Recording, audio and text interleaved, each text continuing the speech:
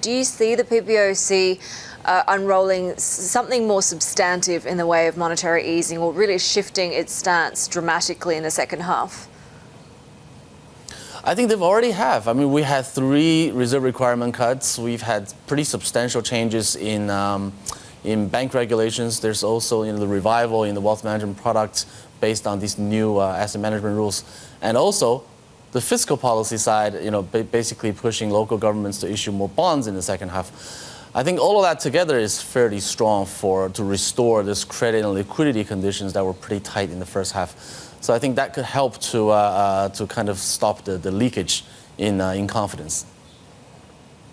One kind of the narrative at the moment that you're seeing with this, who's the biggest loser out of a possible trade war, is that because we've seen the decline in the yuan, because we've seen this move towards looser monetary and fiscal policy, that Beijing is really starting to buckle. Do you think that's true? And how much more policy reserves do they have to be able to handle this?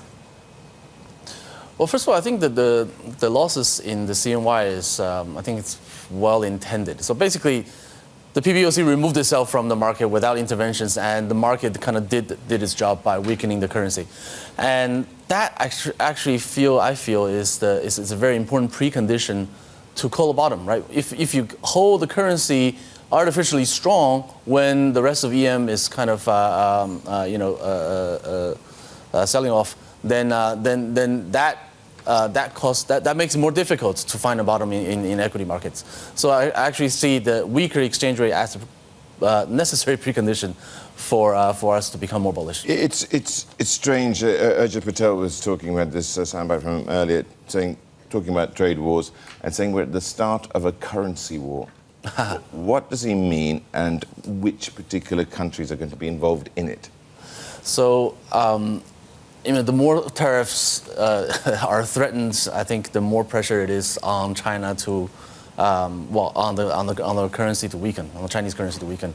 That's a market move, right? It's not really a manipulation by the policymakers, right? Because Chinese exports are going to get hurt, hence weaker currency. That makes sense.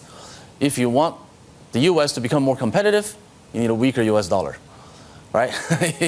You cannot achieve that by hurting everyone else. It goes round in circles, doesn't it? It does.